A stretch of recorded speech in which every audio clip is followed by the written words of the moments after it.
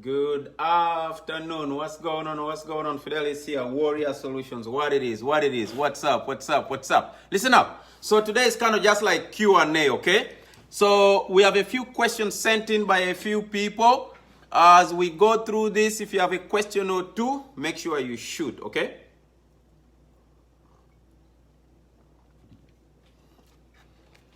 Hold it. Who says what here? Text message.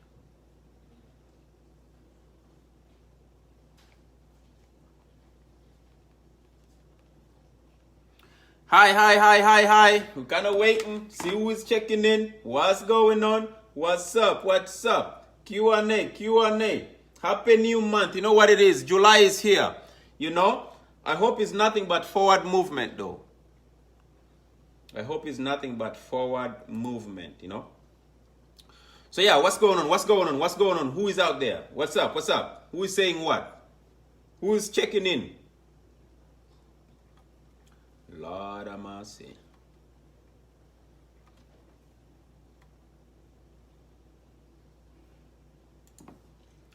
So when are they supposed to do like a watch party?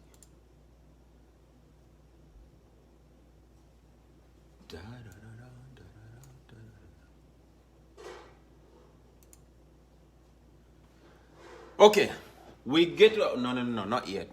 We're still waiting. So we have a few questions, okay? But before I jump onto them, I gotta wait for like at least a minute or two. So, you know, join in, say what's up, get your question ready if you have one. Just wanna make sure I keep going back and forth into the inbox so I don't miss a question or two. It's very important. Okay. Yo, what's up? Henry, what is it? What's good? Thank you, mama. Stay safe. Somebody says thank you. Yeah, what's up? Talk to me. Questions, one or two. Shoot them as we go. Today's Q&A. Where are these answers? Let's answer them. Yo, Charlie, what's up? What's going on? Look at my haircut, man. Looks clean today. Yes, greetings. Mwanga Fred says greetings to everybody watching. Henry is watching. Charlie is watching. Who else is out there? Yo, let's do a watch party, man. Let's answer a few questions today, you know. Let's answer a few questions. Let's get going. What's up? Question 1. Shoot. What is the one thing you think people most misunderstand about you? People think I'm rude. People think I'm a hard person to, you know, to approach. So, you know, this whole military in me, the whole veteran background that I have makes people a bit distant, especially, you know. And then my assertiveness always distances people. You know, but I mean well.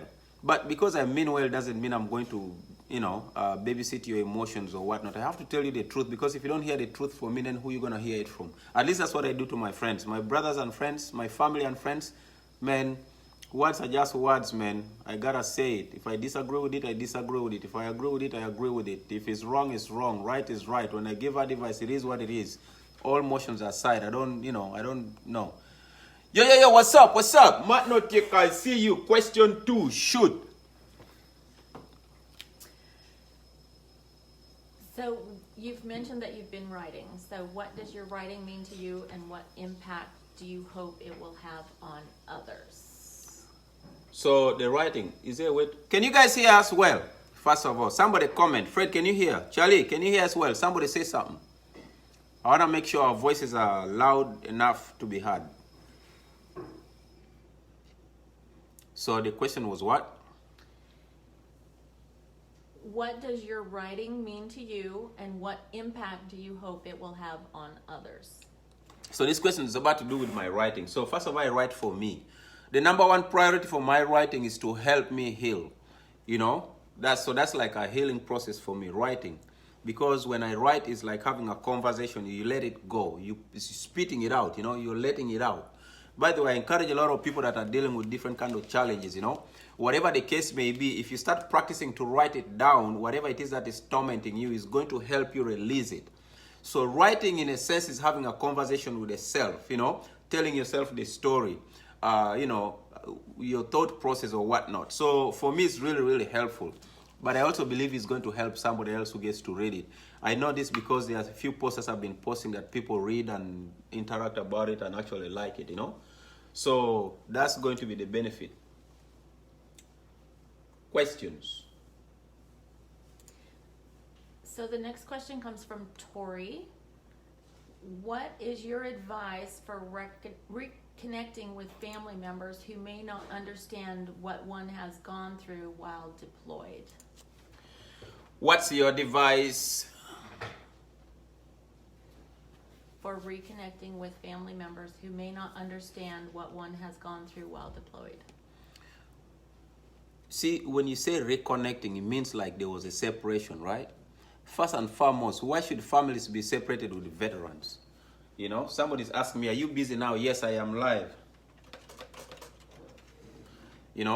So why is there a divide in a family setting? You see, the thing about being a veteran is all having a great support system.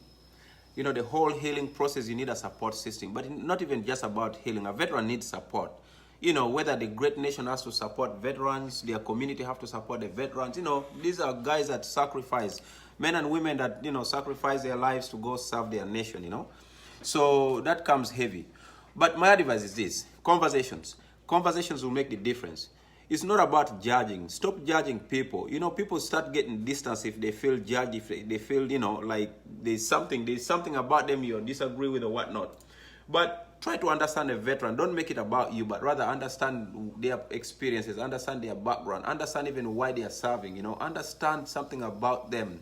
Because you understanding something about them makes you understand something about you. Then it's going to be difficult when there's judgmental and then there's no relationship, there are no conversations, emotional numbness or whatnot, you're distancing yourself, right? So the best way is to acceptance. Conversations. Talk about it. Talk about whatever it is. Have those conversations. It doesn't even matter what. Just have those conversations. It brings about healing. Okay.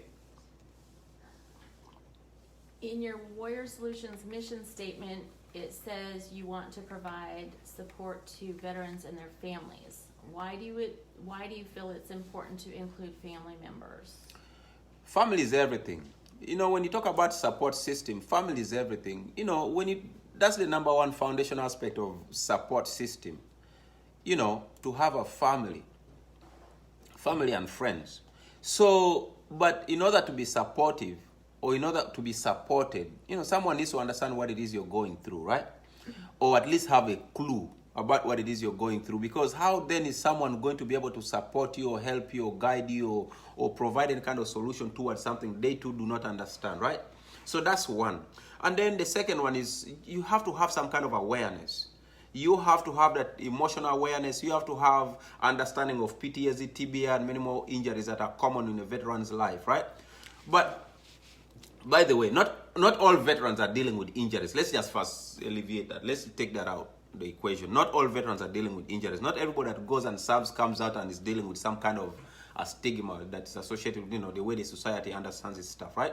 So there are people that exit and they are normal, they are back into the community. There are people that you won't even realize that they are veterans, but they are veterans. Hello, Christine, greetings. So but that's what it is. So it goes back to understanding and acceptance. But again, don't make it about you. Seek understanding, reach out. Based on your own experience, what is the best financial advice for someone who has recently left the military? I will talk about my challenge, then somebody will learn from that. Like there's one thing transitioning out of the military, right? And then there's the next thing is being prepared to transition, especially financially. So my advice to veterans, soldiers getting ready to transition out is make sure you save money. Make sure you have enough money to, and I know this may not be realistic, but make sure you have at least enough money to support you through six months to 1 year after you transition out, right? Because once you exit, the number one thing is usually finding jobs, and it's not as easy as they say it is. you know, companies are out there talking about we hire veterans, but that's just for the news. That's just for social media. That's just for the main street to know that, oh, these guys are active with companies, are active with veterans. But in reality, that's not true. You know, realistically, that's not true. So you still have to come out prepared. You still have to come out, make sure your resume is good and clean and meets the hiring manager's, you know, standard or whatnot. You seek guidance in that aspect, you know. Network a lot. So then, you know, it's easier for you. Someone can easily point you to the right directions. Then know people, you know, narrow down to where it is you want to move to. Understand the community and environment well, and start looking for, you know, either employment or whatever it is you want to transition to. And then on top of that, you want to come out with a plan to do something, whether it is to go back to school, whether it's to go gain an employment or go start a business, whatever the case may be. You have to have a plan. If you do not have a plan, you're just going to start loitering around and getting lost and feeling lost in the process, right? Plan. Have a plan.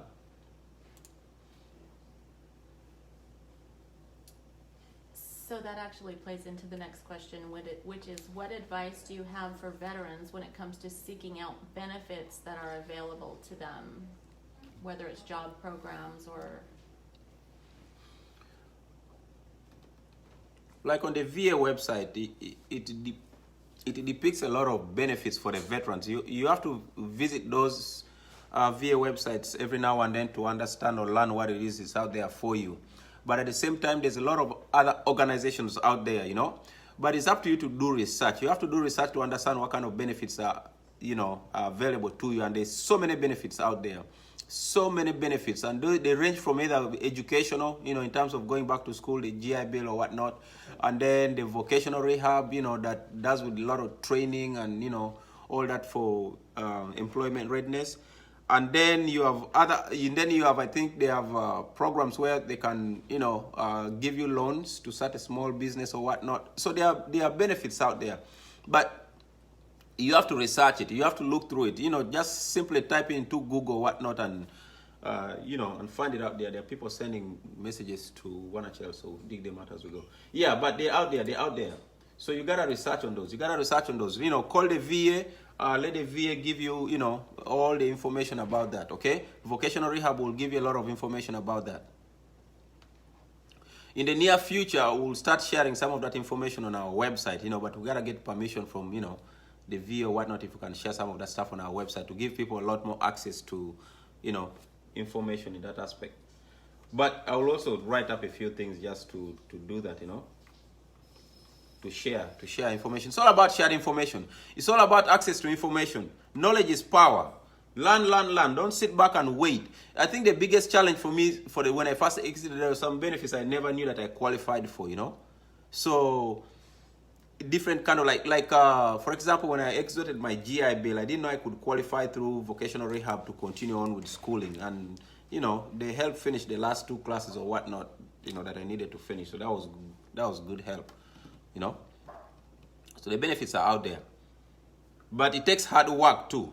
You know, it's not what it seems. It's not like you just show up and like, okay, here I am, what's up? No, man, it's hard work. You know, applications, this and that, wait time, this and that. You know, so yeah, just like everything else, hard work. Hey, Julian, greetings. Next question. What role has God and or religion played in your transition? So the question is, what role has God played in my life, or religion? Not so much of religion, but God. You know, God has played a great deal in my life, tremendously, especially after transitioning out of the military. But you know what though? You know, like in my life, I've always known God, but not to the depth of my understanding of Him now. You know, and the challenge coming up, you know, I grew up with grandmother. So grandmother is religious like that, you know, prayers and all of that. So that, yeah, there's that culture in me, the prayer life. But it wasn't always the way it is now, because I never comprehended the weight of it.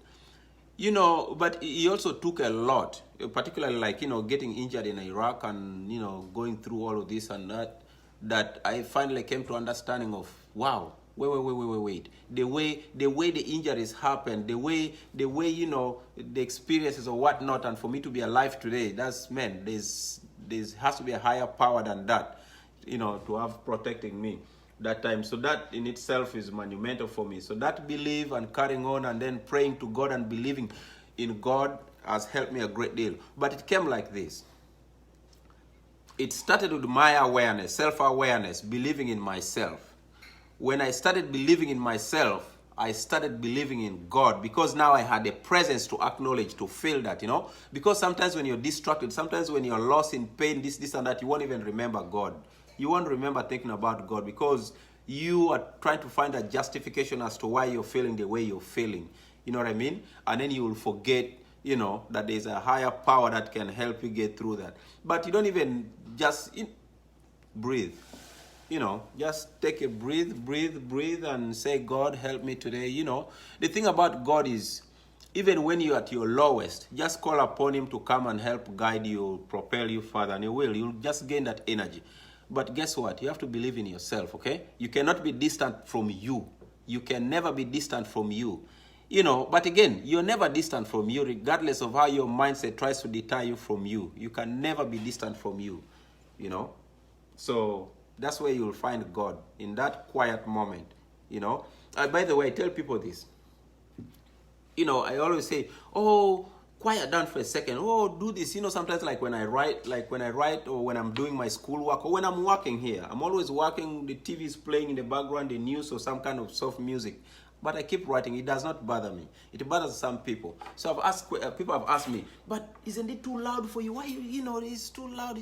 You know, so there's this confusing, you know, the quietness and silence. It's two different things, you know.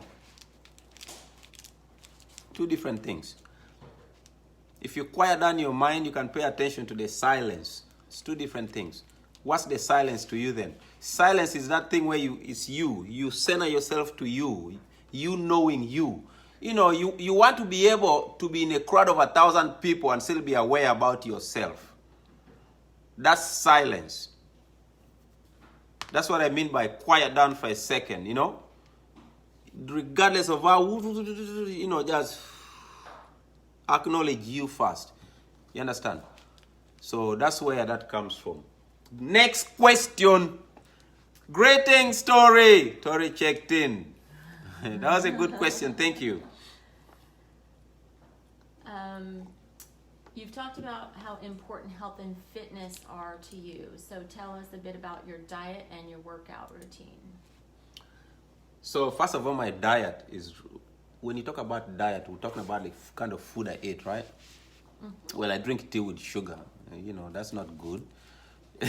I use honey in most cases, but when you run out of honey, you use sugar, but that's not good. But no, I eat well. You know, Papa doesn't eat meat, so that helps me not eat meat as much. So I'll eat meat like maybe once or twice in 2 months, maybe, or whatnot. But I eat healthy, ground-based food, a lot of vegetables, you know, a lot of vegetables. But I exercise. So the exercise, I'm a coach. As you know, after we got this lockdown, I continued doing coaching using Zoom with my boys, maybe for a month and a half or two. And then after that, you know, we went on a quick break for the last month or whatnot. So we picked up again. So, but we've been working.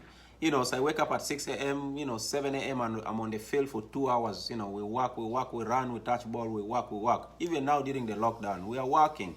You know, we got to touch ball, man. You got to exercise. You got to find time for yourself. You got to find time, you know, for clarity. You have to find time for exercise, because exercise is going to, you know, kick out that stress, and then it's going to leave nothing but clarity, you know. You need it. But when you exercise, it gives you energy, you know, because you're no longer feeling dormant, you know. So yeah. That's very, very important. And then guess what?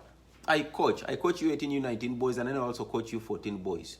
You know, not so much about the U18, U19 boys. They know soccer. I don't need to demonstrate so much to them. But the U14s, these are kids. I have to be in shape on the field to run around and be able to demonstrate to them what it is I'm coaching, you know. And I have to look fit, man. Because, you know, I don't want a 14-year-old to be more fit than me. So that's not going to happen. So there you go. I've answered. Yeah, Georgie, what's up? Greetings. Yeah. So you already touched on this one a little bit, but what do you... First of all, somebody says nice haircut. I didn't get a haircut. I just patted my hair down. That haircut is not happening anytime soon. I love my hair, so let's get that straight. Okay, next question. Okay, you already touched on this a little bit, but what do you mean when you say your mind gets loud, and how do you go about quieting it? You see, you have to be purposeful though, or intentional with your thought process at times too. So what I mean by you allowing your mind to get loud is thinking about 100 or million different things at the same time that overwhelm you. But worrisomeness, that's really what I mean. Why are you worrying about things that you have no control over? You know, that's the number one killer right there. People worry about things that are inevitable. It's outside your control. There's nothing absolutely you can do about it. You know what I mean? So that worrisomeness is what I often refer to a loud mindset. You know, like you need to quiet down, stop worrying and start seeking for solutions. You know what I mean? But guess what? When you're loud, it's like just being in a loud environment. It's like being in a very, very loud environment and then trying to have a conversation. Will you be able to have a conversation? So it's the same concept. You know, so people always think about, you know, silence or loudness when, oh, let's be in a quiet place so I can talk to somebody else. What about being in a quiet place so you can talk to yourself? You know, we talked about that. The first video of this year was self-interviews. You probably forgot about that. How do you interview yourself? That's what I mean right there. You know, you cannot interview yourself and comprehend the conversation with yourself in the midst of loud noise. You have to be silent enough to pay attention. What are your intentions? What do you want? What is the intention at that given time? What is the goal? What's the mission? You know, when you start a journey, you know, people just up and go, oh, I'm driving somewhere. Okay, put the address in the GPS, right? It's the same way with your life. What address have you put for that GPS to direct you to where you want to rev to next is the question. You know, if it's 5 years from now, okay, put the address in there, so let that direct you. You know, utilize yourself as a GPS to arrive there, right? So, but that's what I mean. Question. Okay, I think this is the last one we have for now, at least, unless somebody else comes in. Yeah, there's another question shot by Eddie. Eddie says, okay, let me first read Eddie's question real quick. Okay. He says, how should we balance our social responsibilities and humanizing ourselves and others so that we can be able to support and help others? Some people find it hard to balance this in their life. Social responsibilities. But then the question is, do you understand responsibilities for whoever that is? Are you understanding those responsibilities well? Are you aware and present in the moment though? You know, there are people that don't believe they have the ability to respond. You know, responsibilities, responding to ability is acknowledgement, is having that awareness that I have what it takes to do this or do that. That's all about responsibility. So the question is this, are you aware? What's your involvement in your community? What are your intentions? You know, remember this. Let me give an advice in this aspect, by the way. This might be a motivating factor right here. People often are dealing with certain kind of challenges, but they don't have an outlet. They don't have an outlet in that they have no friends or social mechanism to, you know. So the best way to do it is find a place to go and volunteer. Volunteer your time. Through that volunteer activity, you're going to network. You know, you're going to start growing out of yourself. You're going to start growing out of your way. Slowly but surely, because you are allowing yourself now in the real world to interact. We are humans. We are meant to be with humans, you know, around each other, having conversations left and right. So awareness is the number one priority to understanding the balance. You know, because when you're aware and then you know, okay, I need to do this, I need to do that, I need to do this. But you have to be aware in your life. You have to be present. You have to know what's going on. What are your intentions too, though? You know? So that's the question. Did I answer that right, Eddie? Yes, some people find it hard to balance in their lives, but that's a reality, you know. It really is true, but the balance is there. So this one is a two-part question. What are the top 3 to 5 things you believe that civilians do not understand about military service?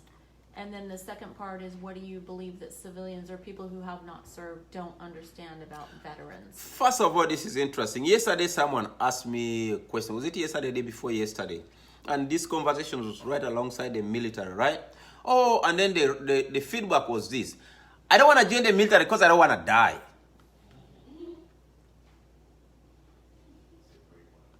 So, and then it's like, Jesus, who says everybody that joins the military has to die or gets to die, or that's the, you know, it's not about, you know what I mean? Like, why would that even be your, like, that's misleading.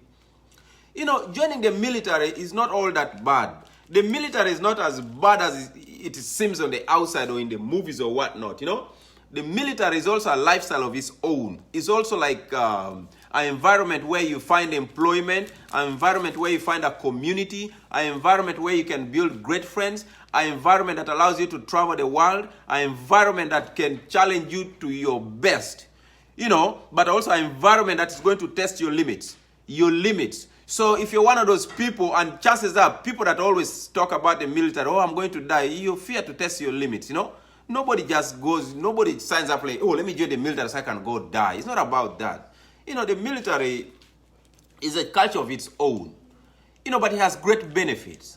You know, people retire 20, 30 years in the military, you know, so it's one of those environments where you make a choice. You can go in for 3 years, you can go in for 7, 10 years, 20 years, whatever the case may be, you know. So it's the best of both worlds in a sense. There are so many benefits. There's maturity, there's growth, you know, but I think it's the fastest pace to maturity. The military will mature you quick. It will mature your emotions and lack of understanding for that matter. Because if you come in with this one-sided stigma, you think you have blocked your mind joining the military.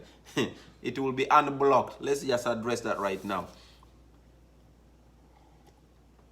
Second part of that question was?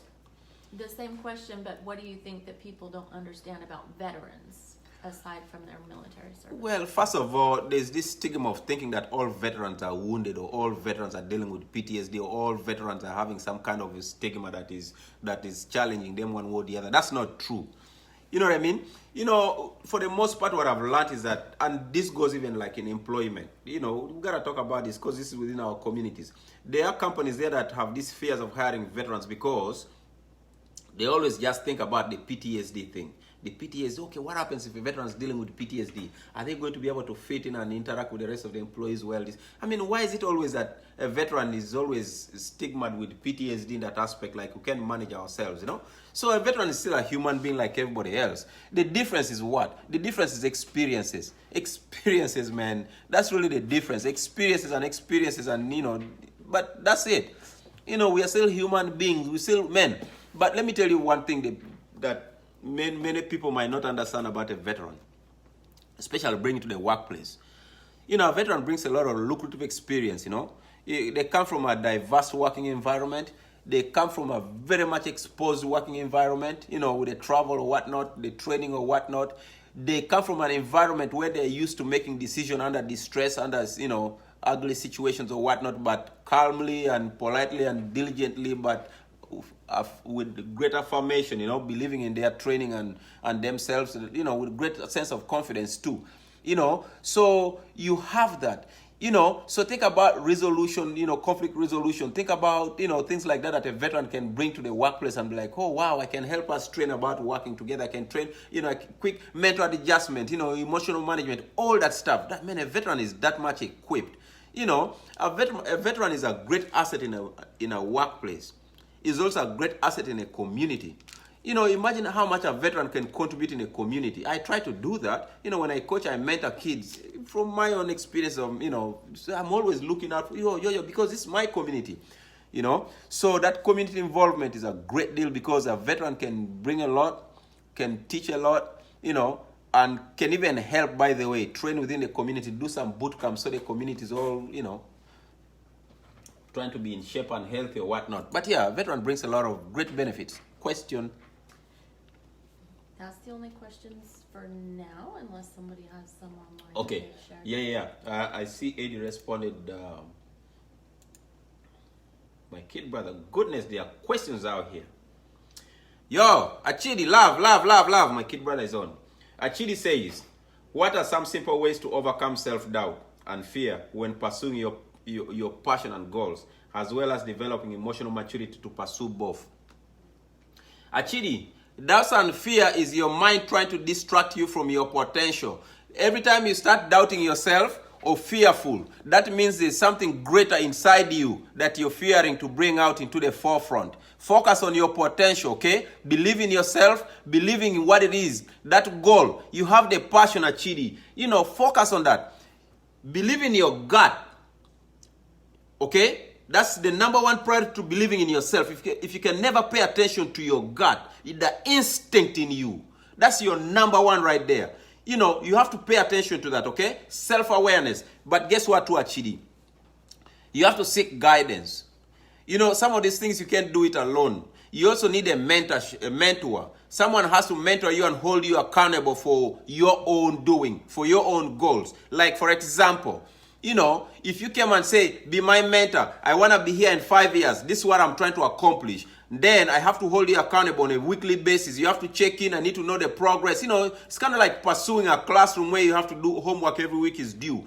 It's like that in a sense. That's what we mean holding somebody accountable towards their own goodness. It's not for me. I'm holding you accountable for your own benefit in a sense. That's why it's always very, very important to have a mentor, okay?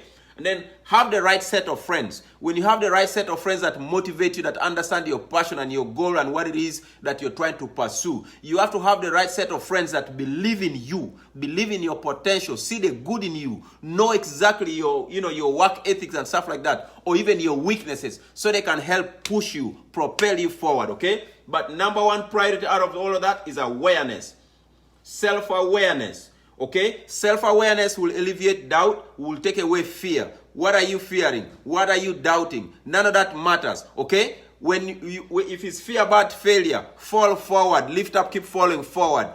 Before you know it, you are there. I think I answered that. Okay, next question here is from Eddie. Once they understand it, will be able to help others and see others as humans. I think we should see police officers as humans, and they in turn should see civilians as humans. Okay, I see where this question is. Okay, well, Eddie, we're all humans. Eddie, what lacks is conversations and teachings, But listen to this. The challenge that we're having right now is that people come from different backgrounds and they have never had conversations growing up. They have never been taught certain kind of history growing up, So everybody's kind of protecting their own ideology. Don't forget that. People come, it's like, but by the way, what we're going through is just like religion. How quickly can you change somebody's mindset about their religion? See how difficult that can be, especially without having conversations. So when you talk about police and the civilian, the lack of understanding with each other, conversations, and then also, could be deeper than that. But that's the best I can tell you. Okay. Next here, spot on and true. Okay, Eddie says spot on and true. How would you balance our social... Okay. Next question. So here's another one. What are the habits that you yourself have developed to keep yourself on track to achieve your goals? Presence, awareness, accountability, goals. Knowing what... goals.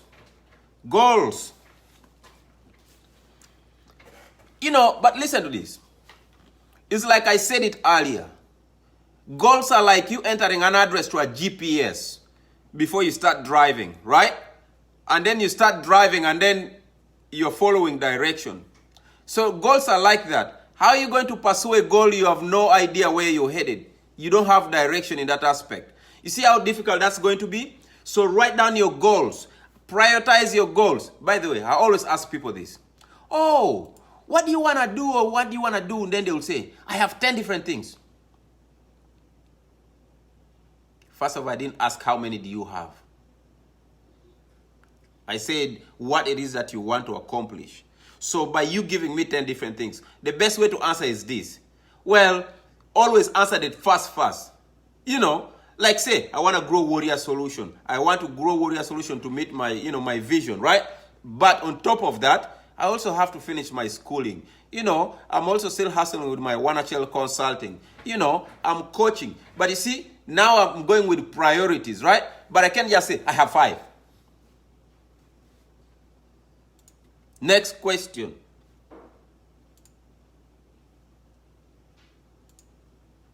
Let's read. Where's the next question?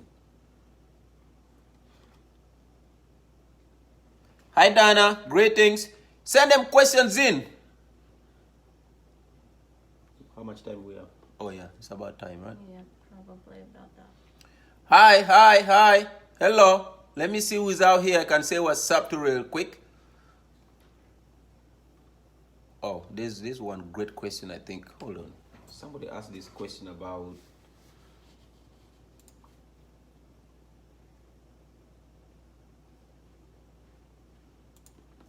So somebody asked a question about this. You know, that you always say stop worrying and seek solutions or whatnot. And that is not easy. First of all, nobody says it's easy. You know, it's work. But the mindset of assuming or thinking it not being easy is the blockage. That's your number one problem right there. Why is the first thing that coming out is it's not easy? Who said it's supposed to be easy? I mean, nothing in life is supposed to be easy. You're supposed to enjoy it, right? You enjoy the hard work. You enjoy the journey. You enjoy your progress. You enjoy, enjoy your thought process. Enjoy what it is you're inviting, okay? Stop limiting yourself by saying, I can't, or whatnot. Of course you can. What makes you think you cannot? If another human being did it, you too can do it. But what I also meant by that is this. When I say stop worrying, it's true, stop worrying. But first, distract yourself from it. If you don't know how to pack it, if the worry continues to be this heavy and you don't know how to discard it, then put it in a box, put it on the side for now. Because it's stealing your time. Worrying is going to keep stealing your time and stealing your time and stealing your time. I know you have been in a situation where you catch yourself minutes later, an hour later, days later, you're still worrying about the same thing, but not arriving to a solution. And then you're like, why? Maybe you stop thinking about that specific subject and then just arrive to think about something else that is beneficial to you. It doesn't even have to come up with a solution for that thing. One is just having the trigger. But let me give you an advice, maybe share with you something. The quickest way to stop worrying is remind yourself the love. Think about love.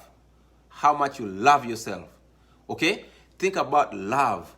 That energy of love is going to start giving you energy to generate to the positivity. Say you love yourself. Feel it. Feel it. I know. Remember, your mind is going to make you feel like you don't even acknowledge you. But remember, that's your mind doing that. That's the worrying. That's the worrying about things that don't even matter sometimes. First come back to the center. The center is you, where love belongs. Okay? And then out of that love, you're going to start growing for the better. Okay? I'm just saying that because that's how I remind myself. When I catch myself, no. There's love. You know what I mean? That's what works. So try that. But these have been great questions, okay? I appreciate everybody for joining us today, hanging out for these 40 minutes. Goodness, 40 minutes for real was 39, but whatever. But I appreciate you all. Thank you for the questions. If there are more questions, you can shoot them, inbox me, and I'll answer them on a later time, okay? I appreciate you all. Happy July. Enjoy the 4th. Be safe. Send love, nothing but love to your family and friends and everybody else. Like Warrior Solutions sends you love. My respect. We are out.